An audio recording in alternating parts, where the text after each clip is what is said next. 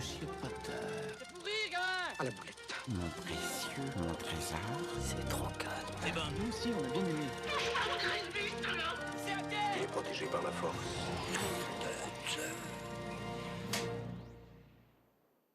Bonjour à tous, amoureux du 7e art. Bienvenue dans Cinémag, l'émission qui vous décortique les films à l'affiche rien que pour vous. Et avec moi autour de la table des cinéphiles ce soir pour vous accompagner, Cécile, Bonsoir. Jérôme et Jean-Luc. Merci à tous les trois d'être là. Et au sommaire de ce Cinémag, je vous propose le box-office, le top 3 de la semaine des films à l'affiche du côté des ciné Palace d'Épinal. Dans ce numéro, nous parlerons des longs métrages à l'affiche, avec entre autres ce soir Morbius, que Jérôme nous proposera, encore le dernier film de Cédric Clapiche, ou encore À plein temps. Dans les news ciné, nous parlerons d'un biopic attendu sur La Croisette en avant-première cette année, et je vous donnerai des nouvelles de la production du 6e volet de la saga horrifique Scream, et oui, qui débarque bientôt dans les salles.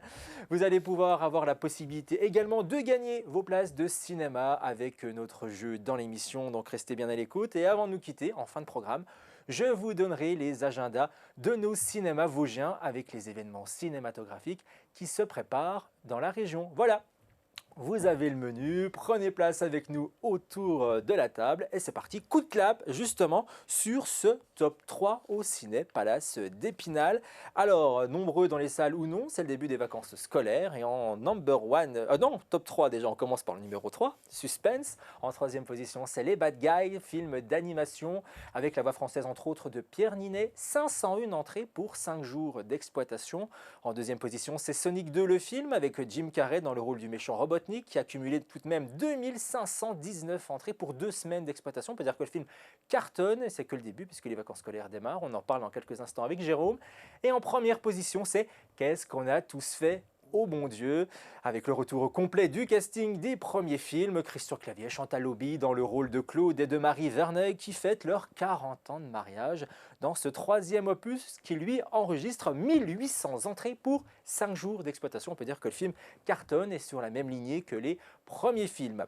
Allez, c'est parti, on démarre les films à l'affiche avec encore, c'est Cécile et Jean-Luc qui nous en parlent. C'est une sélection boîte à films.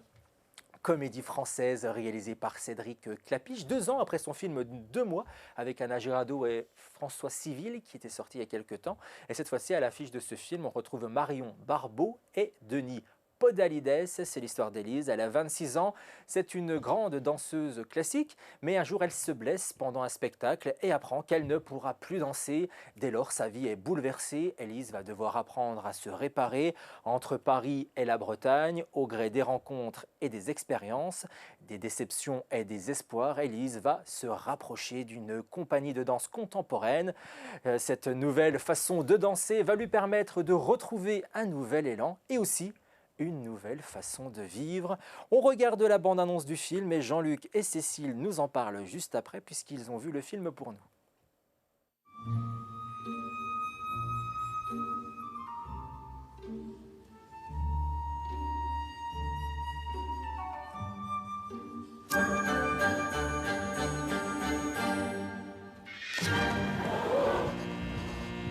Je crois que c'est ça le plus dur aujourd'hui. De repenser à tout ce temps passé et de me dire que ça a servi à rien. Si tu construis ta vie sur ton corps, à 35 ans, t'es à la retraite. T'es obligé d'avoir au moins 2 vies. Sabrina m'a proposé un job avec son mec. Et donc tu vas complètement laisser tomber la danse. Faut y croire. Hein, faut t'accrocher. On est une compagnie de danse contemporaine. Moi, c'est toujours les résidents que je préfère, c'est les danseurs, parce que... Quand il bouge, tu veux dire quand il bouge avec les... Le corps, quand il bouge avec le corps, bras, quand il bouge avec le bras. corps, le mouvement. Oui, oui. Quand tu danses, quoi. T'en chies, hein. J'aime bien que t'en chies un peu. Encore à voir à l'affiche actuellement dans les cinémas vosgiens. Jean-Luc est allé voir le film. Alors est-ce que ça vaut le coup? Ah oui, ça vaut on aime ou vraiment on le n'aime coup, pas. ouais. Ça vaut C'est le coup, vraiment ouais, un c'est film bien. de cœur et de corps.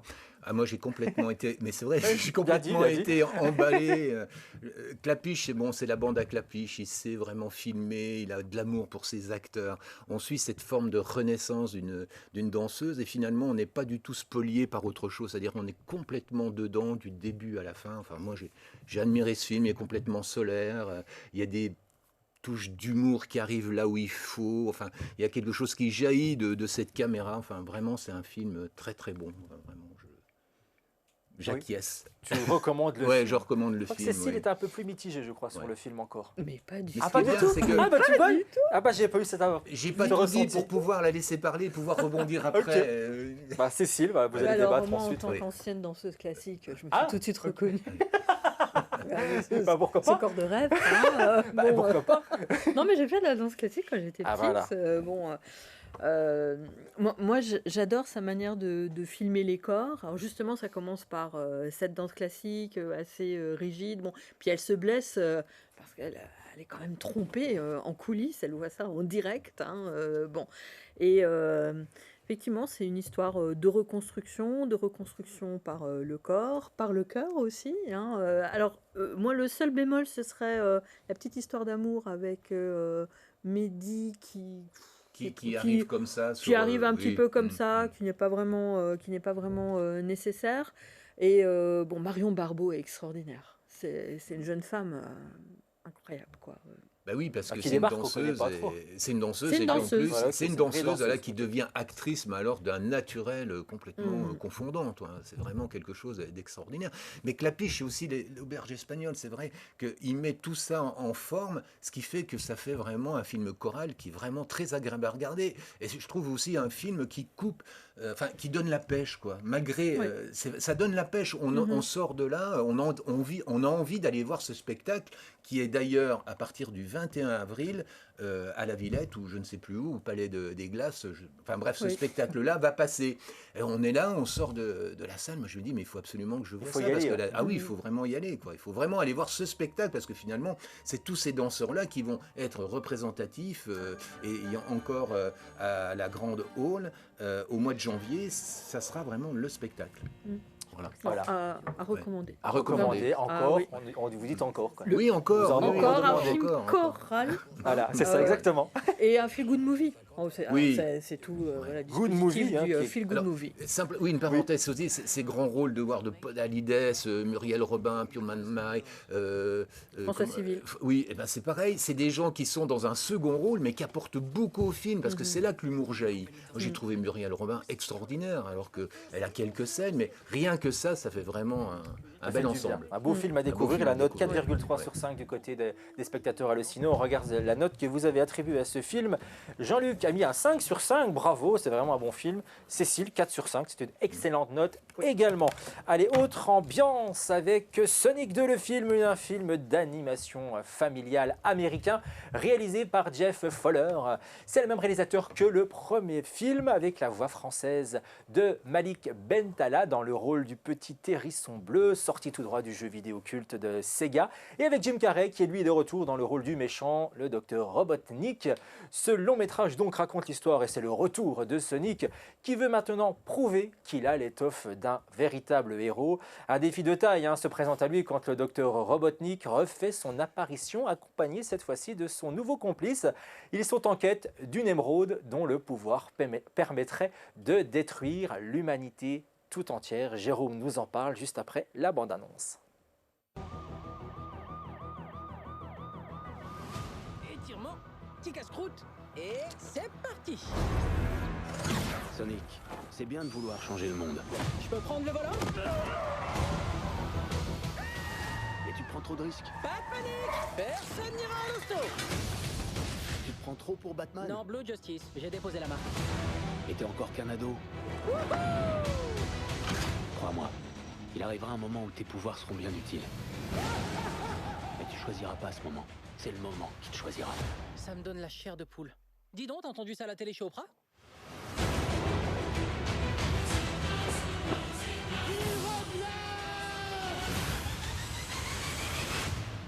Papa s'est fait pousser la moustache. Sonic 2, le film, alors est-ce que ça pique ou pas, Jérôme? Oui, ça dépend quel âge on a. Ok. Honnêtement, moi, je suis pas dans la cible. Je suis trop vieux, clairement. Mais ça... Pardon, ça marchait mieux sur le premier film. Je trouvais qu'il s'adressait à un public plutôt large, qui marchait super bien pour les enfants. Et les adultes pouvaient s'y retrouver aussi. Ici, dans le 2, vraiment, c'est pour les enfants et quasiment uniquement pour les enfants. Jim Carrey en fait des caisses et des caisses et des caisses et des caisses. Et au bout d'un moment, c'est même un peu fatigant. Il y a beaucoup de personnages issus des jeux. Ça fait plaisir. Beaucoup de personnages humains qui servent pas franchement à grand chose, à tel point qu'il y a des passages entiers où il n'y a ni Sonic ni les autres personnages des jeux et où on fait qu'enchaîner des gags. Le film est très long, un peu éreintant, au bout d'un moment j'en avais un peu ras-le-bol, mais voilà, je peux pas dire qu'il soit mauvais. Je pense qu'en famille ça marche bien, avec les enfants ça marche bien, il se passe tout le temps quelque chose, c'est généreux, mais je dirais juste que voilà, c'est dommage que ça ne s'adresse que aux enfants. Donc on a presque envie de dire que Jim Carrey prenne sa retraite, quoi. Ah oui. C'est ce qu'il a annoncé la semaine dernière. Bah oui, c'était pas un 1er avril, c'était pas une blague. Alors on verra, hein, mais avec peut-être le succès de Sonic 2, il y aura certainement un 3e film et le retour de Robotnik peut-être. À la petite note, hein, 3,5 sur 5 du côté de la note Allociné, et Jérôme a donné la note de... Ah oui. Ouais, parce que pour moi c'était dur. Mais en famille et pour les enfants, je pense que ça passe beaucoup mieux. Ok, bon, film familial, ça tombe bien, c'est les vacances scolaires. Allez-y avec vos enfants.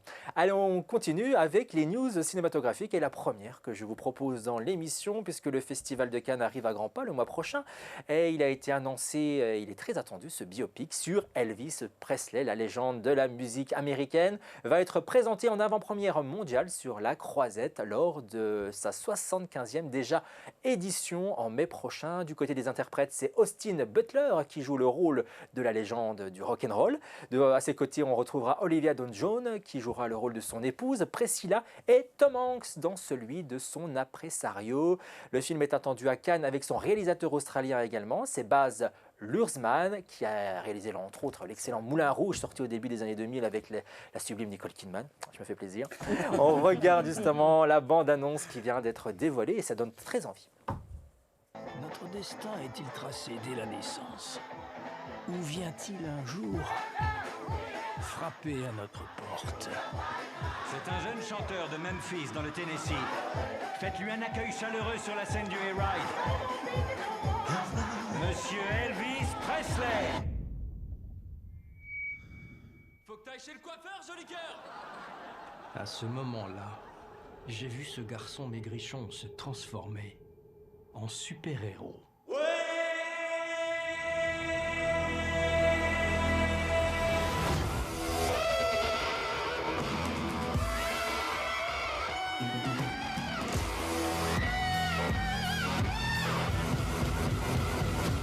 C'était lui, mon destin.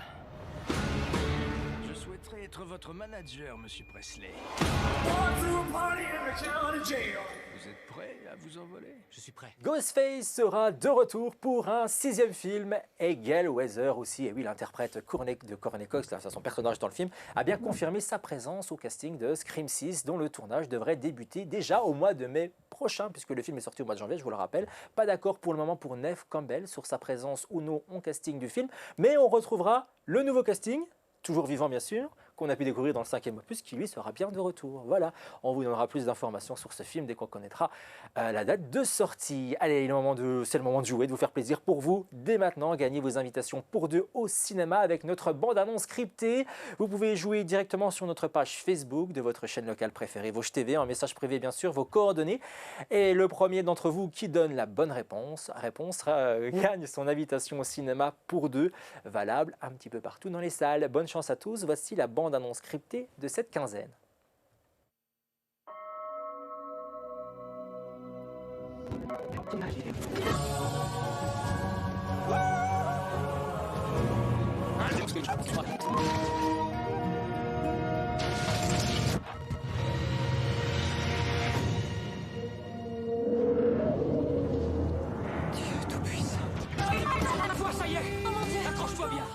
pense que c'est un cadeau aujourd'hui. Gagnez vos invitations donc pour 2 personnes. C'est tout de suite sur notre page Facebook. Bonne chance à tous et on continue avec un autre film à l'affiche. À plein temps, sélection boîte à films, drame français, réalisé par Éric Gravel avec l'excellente Laure Calimi au casting de ce film qui joue le rôle de Julie qui se démène seule pour élever ses 2 enfants à la campagne et garder son travail dans un palace parisien. Et quand elle obtient enfin un entretien pour un poste correspondant à ses aspirations, eh bien écoutez, une grève générale éclate, paralysant les transports en commun. C'est tout le fragile équilibre de Julie qui vacille. Alors, elle va se lancer dans une course effrénée au risque de sombrer. On regarde quelques images et on en parle avec Cécile juste après.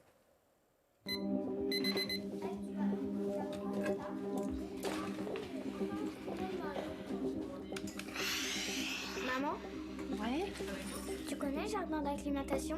Ouais. On pourra y aller un jour? Écoute, on verra. La circulation vers Paris est interrompue. Nous invitons à utiliser un itinéraire de substitution. Vous allez manifester aujourd'hui? Bah, j'aimerais bien, mais là, j'avoue que je m'intéresse plus aux grèves pour y faire face que pour y participer. Je dois aller tous les jours à Paris. C'est dur, ça. On a 7 arrivées, 5 départs, 8 recouches. C'est Monsieur Yoshida qui prend la Churchill en fin de journée. À plein temps, alors est-ce que c'est à découvrir ou non dans les salles? Cécile, ton avis? Ah oui, c'est à découvrir. C'est vraiment quelques jours de la vie d'une femme. Vous savez, on parle beaucoup maintenant de la charge mentale des mères de famille qui doivent tout concilier. Les enfants, le mari, alors là, le mari est absent. Un emploi là, sous-payé où elle est complètement exploitée. Elle est femme de chambre dans un palace. Et puis, elle est confrontée, alors elle est en grande région, en grande banlieue parisienne, elle est confrontée à cette grève des transports. Moi, j'ai connu en 95 la RATP, quand la RATP, c'était rentre avec tes pieds. C'était vraiment très rapide, très compliqué pour rentrer chez soi quand on habitait en banlieue. Donc, et elle court toute la journée. C'est la chanson de Goldman. Alors, c'est filmé avec un montage très rapide, on est toujours en caméra embarquée. On est avec elle, on n'a pas le temps de souffler. Cette femme, elle n'a pas une minute à elle dans la journée. Et puis, les problèmes s'accumulent. Laure Calami est extraordinaire. C'est vraiment à voir pour se rendre compte de ce que peut être la vie d'une femme dont la charge mentale est énorme. À voir donc dans les salles, 4,1 sur 5 du côté de la note Allociné spectateur. Et Cécile a donné la note de... J'ai donné la note de 4 dans la moyenne, exactement. Il y a peut-être un petit phénomène d'identification. Peut-être, je pense qu'on l'avait compris. Tu t'es retrouvé en 1995. Ouais. Rien à foutre, c'est pas ce que je dis à Cécile, c'est le titre du prochain film qui est à l'affiche et qui est à découvrir. C'est une comédie dramatique française de Emmanuel Mar et de Julie Lecoustre avec Adèle Exarchopoulos au casting de ce film qui joue le rôle de Cassandre. Elle a 26 ans, elle est hôtesse de l'air dans une compagnie low cost. Vivant au jour le jour, elle enchaîne les vols et les fêtes sans lendemain, fidèle à son pseudo Tinder Carpe Diem. Une existence sans attache, en forme de fuite en avant. Et le comble, c'est que tout ça, c'est que de l'apparence seulement, n'est-ce pas Cécile qui a vu le film? Et oui. Alors c'est la charge mentale d'une femme. C'est l'histoire de cette jeune femme. Alors là, on est dans une compagnie aérienne low cost. Donc on voit les conditions de ces hôtesses de l'air. Les jeunes filles qui rêvent d'être hôtesses de l'air, ne faites pas ce métier. C'est servir des cafés quand même dans un avion. Et là, elle fait des rotations permanentes entre Lanzarote et puis l'Europe. Elles font tout. Elles servent le café, elles nettoient. Je trouve que c'est vraiment un film social sur ces conditions de travail. Et puis, il y a un moment où le film bascule parce que cette jeune femme, elle est marquée par le deuil de sa mère qu'elle a perdu un an auparavant dans un accident de voiture. On le sait très tôt, donc je ne dévoile pas grand-chose. Et alors on a un peu cette génération qui est perdue, paumée. Et dans la deuxième partie, elle a un rêve, c'est d'être hôtesse de l'air à Dubaï. Est-ce qu'elle va y arriver ou pas sur une compagnie aérienne, mais c'est un film social et puis on voit la désespérance de cette génération exploitée. Elle a pas d'homme vraiment, donc d'où le nom, Carpe Diem. Oui, exactement. On a compris. Ouais.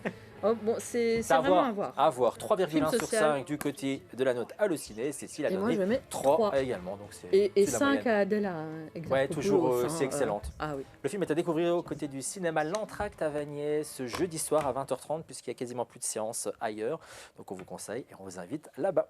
On continue avec En même temps, justement, En même temps, sélection boîte à films. C'est un peu un film de circonstance, comédie française réalisée par le duo de Belges qu'on connaît bien maintenant, Gustave Kerven et Benoît Delépine, avec au casting de ce film Vincent Macaigne ou encore Jonathan Cohen. Alors, à la veille d'un vote pour entériner la construction d'un parc de loisirs à la place d'une forêt primaire, un maire de droite décomplexé essaye de corrompre son confrère écologiste. On est un peu dans le thème, ça en ce moment, les élections, un petit peu, on y est, Jean-Luc. Alors, ils ont terminé le montage il y a un mois, ils ont parlé du GIEC, et finalement, il y a beaucoup de choses qui se collent à l'actualité. Alors, c'est pas le film le plus abouti de Kerven et de Lépine, parce que souvent, c'est très, très foutraque, mais par contre, c'est très, très drôle, parce que finalement, ce couple-là, qui sont collés par une espèce de colle, que la NASA peut décoller, c'est-à-dire qu'il n'y a qu'un antidote, c'est la NASA qui peut donner... il reste pendant tout le film collé, mais alors vraiment, c'est vrai qu'on éclate de rire, il y a des situations cocasses, enfin bref, c'est du délire complet. Et en plus, bon, on est attaché à ces personnages-là, parce que Vincent Macaigne et Jonathan Cohen, que je ne connaissais pas en tant qu'acteur, mais plutôt en tant que, finalement, il fait pas mal d'autres choses, je trouvais qu'il est extrêmement bon. Donc on suit effectivement ce périple-là, sans ambition non plus, mais dans l'esprit effectivement de Kerven et de Lépine. Donc c'est un film quand même très sympathique, qui vous débouche aussi les oreilles et puis qui vous donne... J'imagine. Voilà. Quand on aime leur cinéma, à mon avis, on est ravis. Un peu mitigé du côté du public pour la note Allociné, 2,7 sur 5. Voilà, et Jean-Luc lui a donné l'excellente note de 4 sur 5. Voilà. Parce qu'on rigole. On rigole, on passe un bon moment quand même. Il y a une forme de Monty Python, enfin bon, il y a beaucoup de références sur ce film-là. Et on part dans une autre salle pour découvrir L'ombre d'un mensonge dès maintenant. C'est une sélection boîte à film, toujours à Épinal, proposée en version originale sous-titrée cette semaine. Drame romantique belge mise en scène de et avec Bouli Lanner. Ce film est donc à découvrir. Cécile. Alors moi j'aime beaucoup le cinéma de Bouli Lanners, où il avait fait notamment Les Géants. Alors il a beaucoup de références sur le cinéma américain. Là on a un film de paysage, ça se passe en Écosse, c'est magnifique. Alors paysage, 2 tiers de terre, 1 tiers de ciel, c'est le paysage à la John Ford. Alors c'est une histoire un petit peu étrange puisque c'est cet homme qui s'est installé en Écosse, qui travaille comme ouvrier agricole, qui a un AVC, qui a complètement perdu la mémoire. Et là, il y a une femme de la communauté écossaise là, dans laquelle il vit, qui se prétend être son amante. Et elle va... c'est une imposture, Elle avait besoin de quelqu'un, lui aussi, il a besoin de quelqu'un à ce moment-là. Donc il y a une histoire d'amour qui se crée. Alors c'est un petit peu improbable comme scénario. Ça, c'est le problème. Alors c'est quand même quelque chose qui a été... Il me semblait qu'il y avait un film avec Sandra Bullock, où il y a quelque chose comme ça, où elle se fait passer, ou enfin une comédie américaine où il y a une jeune femme qui se fait passer pour le petit copain, enfin la petite amie de celui qui a eu un accident, enfin bon bref. Il y a des incohérences de scénario, mais il y a une ambiance. Et Bouli Lanners est vraiment bon, quoi. Donc un film réussi tout de même. Oui. 3,8 sur 5 pour les spectateurs Allociné, ce qui est plutôt très bien. Moi j'ai mis un peu moins parce que je pense qu'il peut faire mieux. Il peut faire mieux. Il peut toujours faire mieux. 3 sur 5, c'est déjà une bonne note quand même. Mais partez en Écosse, on part en Écosse avec ce film. On voyage avec ce film, voilà, parfait pour les vacances. Et là on va voyager aussi vers Morbius, film d'action américain mis en scène par Daniel Espinosa avec l'acteur oscarisé Jared Leto au casting de ce film. Et pour la première fois, c'est le docteur Michael Morbius, anti-héros énigmatique et l'un des personnages les plus captivants et torturés des personnages de Marvel. Captivant, je ne sais pas, à mon avis non, n'est-ce pas Jérôme? Non, clairement, n'y allez pas. N'allez pas voir ce film. Franchement, on croule sous les films de super-héros et là, c'est vraiment le fond du panier. Il n'y a rien à voir. Il y a aucune ambition de cinéma, aucune ambition de mise en scène. Le scénario scénario, c'est du déjà vu 1000 fois. Les effets spéciaux sont honteux. Même il y a 20 ans, ils auraient été limite. Non, franchement, il faut pas aller voir ça. Même pour Jared Leto, regardez la bande-annonce, ça suffit. On voit le passage où il est torse nu, le reste n'a aucun intérêt. Voilà, C'est mesdames, bon, c'est dit pour Cécile, c'est bon, dit. 2,3 sur 5 pour la note Allociné et 1 sur 5 Parce pour que j'ai pas Jérôme. le droit de mettre moins. Parce qu'on ne peut pas mettre moins, mais pas 0 ici. Voilà. Bon, on a bien compris. À zapper, autre film et pas des moindres, Abuela, qu'on vous propose cette semaine. Film proposé à Épinal en version française et version originale sous-titrée. Attention, ce long métrage est interdit aux moins de 12 ans. Il a remporté le prix du jury au Festival international du film fantastique de Gérardmer cette année. Film espagnol fantastique réalisé par l'excellent Paco Plaza, qui avait mis en scène le film Rec il y a quelques années et qui avait remporté également le prix du jury il y a quelques temps. Là, c'est l'histoire de Susanna, qui est un jeune mannequin qui est prête à percer sur le milieu de la mode parisien, mais sa grand-mère, elle est victime d'un accident la laissant quasi paralysée, donc Susanna doit rentrer à Madrid pour veiller sur sa grand-mère, mais sa grand-mère est devenue un petit peu bizarre. Alors, ce film, je l'ai vu justement au festival, Paco Plaza, on a l'impression qu'en vieillissant, il a un petit peu perdu de ce qui avait fait la magie justement et l'originalité de Rec. Il y a une bonne histoire, il y a quelque chose qui fonctionnait, qui aurait pu mieux fonctionner s'il y avait un scénario plus abouti à mon avis. Mais voilà, on peut dire les Espagnols, ils sont quand même super pour le cinéma fantastique. Vraiment, je pense que c'est même les meilleurs au monde pour réaliser ce genre de film. Alors, il y a une ambiance, c'est un huis clos qui se passe dans un appartement. Malheureusement, on découvre un peu trop facilement les ficelles du scénario.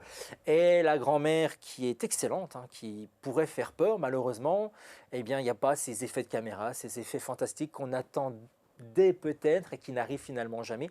Donc, c'est un petit peu dommage, mais je n'ai pas détesté. C'est quand même un bon film. Vous comprenez que s'il a eu un prix, c'est qu'il n'y a pas eu mieux à Gérardmer cette année, mais j'ai quand même donné la note de 3 sur 5 pour ce film. Et les spectateurs, eux, ont donné pour Abuela la note de 2,6 sur 5. Donc voilà, un film à découvrir si vous aimez le cinéma fantastique espagnol tout de même. Autre film de la sélection boîte à films de nos frères blessés, drame français réalisé par Elie Cisterne avec Vincent Lacoste au casting de ce film. Et c'est Cécile qui va nous en dire quelques petits mots. Oui, alors moi je voulais le voir parce que Cisterne, Cisterne, on l'avait découvert avec un film qui s'appelait Vandale, un film que j'avais détesté parce que je pense qu'il n'avait pas le budget pour s'acheter un trépied, donc il y avait toujours une caméra comme ça qui bougeait. Je me dis, bon, on va retrouver la même chose pour la guerre d'Algérie. Là, bon, on a un héros. Moi je connaissais pas l'histoire du personnage qui est incarné par Vincent Lacoste. Bon, voilà, ce sont les films sur la guerre d'Algérie là qui sortent en ce moment. Je pense qu'on va en avoir de plus en plus au fur et à mesure que les témoins disparaissent.